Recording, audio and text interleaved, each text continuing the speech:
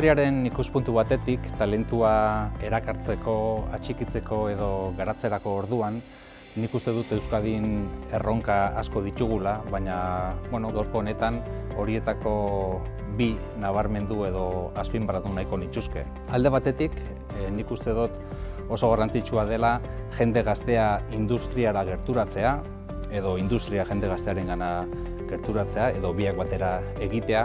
Nolabait gure gazteek ikusi dezaten industria ez dela zarata, zikinkeria eta esfortzu fisikoaren sinonimoa, baizik eta gaur egun industria berak ere karrera profesional interesgarriak egiteko aukera onak eman ditzakela ikustaraztea garrantzitsua dela esango nuke.